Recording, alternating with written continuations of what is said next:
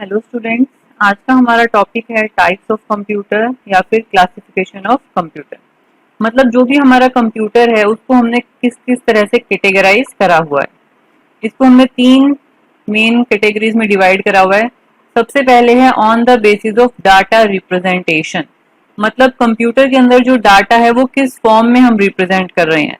मतलब जीरोज और वंस की फॉर्म में कर रहे हैं या फिर कॉन्टिन्यूस फॉर्म में कर रहे हैं या फिर किस तरह से कर रहे हैं।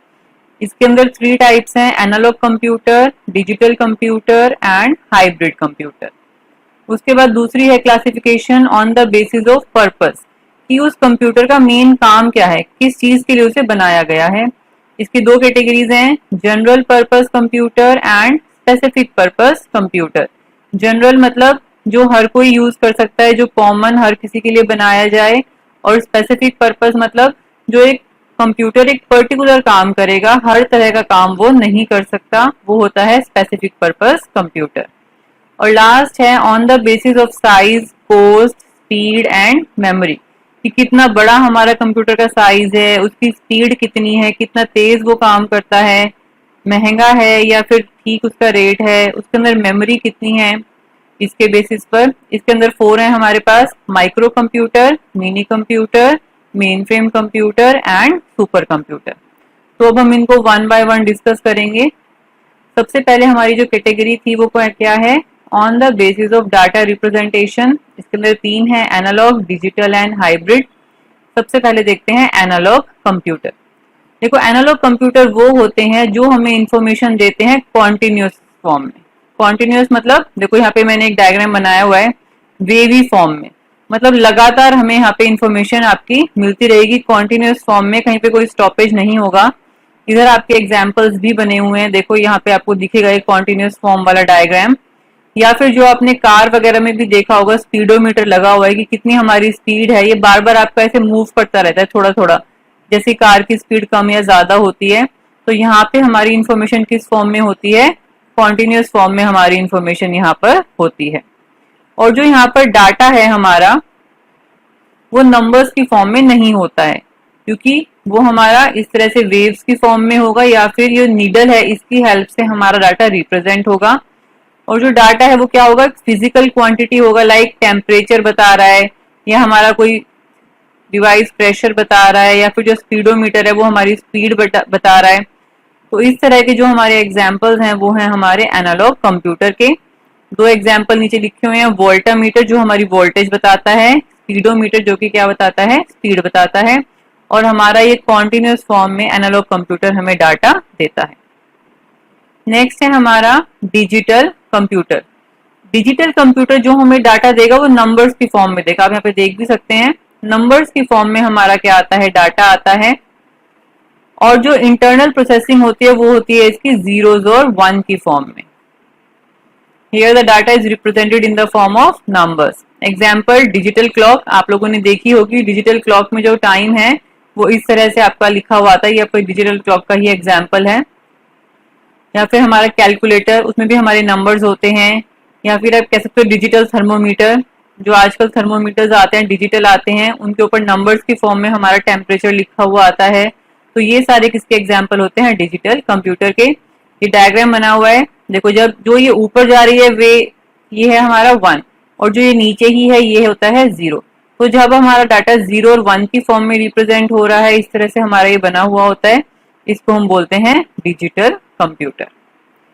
थर्ड होता है हमारा हाइब्रिड कंप्यूटर। हाइब्रिड कंप्यूटर हमारा क्या होता है? एनालॉग और डिजिटल दोनों का मिक्सचर होता है। इसके अंदर दोनों के फीचर्स हैं। मतलब ये कॉन्टिन्यूस फॉर्म में भी डाटा को रिप्रेजेंट करेगा और नंबर्स की फॉर्म में भी डाटा को ये रिप्रेजेंट करेगा।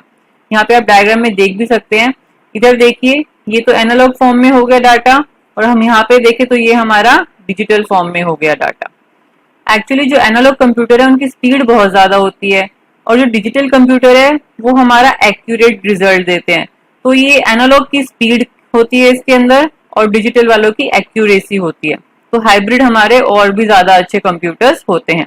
एग्जाम्पल है आईसीयू मशीन, जो हमारी हॉस्पिटल्स में होती है। फुल फॉर्म होती है इसकी इंटेंसिव केयर यूनिट। इसके ऊपर डाटा एनालॉग और डिजिटल दोनों फॉर्म में आता है। नेक्स्ट हमारी क्लासिफिकेशन है on the basis of purpose. कि किस काम के लिए उस कंप्यूटर को बनाया गया है। इसके दो हैं हमारे पास parts, general purpose computer and specific purpose computer. General purpose computer मतलब ये वो कंप्यूटर हैं जो डिजाइन किए गए हैं रोजमर्रा की काम के लिए, जो कि अलग अलग फील्ड्स में काम कर सकते हैं। जैसे कि जो हम लोग घर पे कंप्यूटर पे काम कर रहे हैं वो आप कह सकते हो वो आपका जनरल पर्पस कंप्यूटर है। या फिर हमारे एग्जाम्पल है इन्वेंट्री कंट्रोल। इन्वेंट्री कंट्रोल मतलब जो दुकान पे सारा हिसाब रखा जाता है कि क्या सामान आया क्या सामान गया, तो उसके लिए एक सिंपल कंप्यूटर की जरूरत है। आप एक्सेल में या एमएस वर्ड में ये सारा काम कर सकते हैं। या फिर बजट वगैरह कैलकुलेट करने के लिए जो हमारा कंप्यूटर बनता है वो भी किसका एग्जाम्पल है, जनरल पर्पस कंप्यूटर का। दूसरा है specific purpose computer. Specific purpose वो होंगे जो एक पर्टिकुलर प्रॉब्लम के लिए बनाए गए हैं। These are designed to handle specific problem और specific task। जैसे कि टेलीफोन है, अब टेलीफोन के अंदर जो कुछ भी हमारी प्रोग्रामिंग फीड है वो सिर्फ किस लिए है, कॉलिंग रिसीव करने के लिए या फिर कॉल करने के लिए। मान लीजिए हमारे घर में माइक्रोवेव है तो उसके अंदर जो प्रोग्रामिंग है वो भी क्या है, कुछ पर्टिकुलर काम ही करेगी। तो इस तरह के आपके एग्जाम्पल होते हैं स्पेसिफिक पर्पस कंप्यूटर के, जो एक पर्टिकुलर टाइप का काम ही करेंगे। और एग्जाम्पल है जैसे कि हमारा एटीएम मशीन होती है, एटीएम के अंदर लाइक पैसे डालना पैसे निकालना वो सारा काम हमारा एटीएम मशीन का हो गया।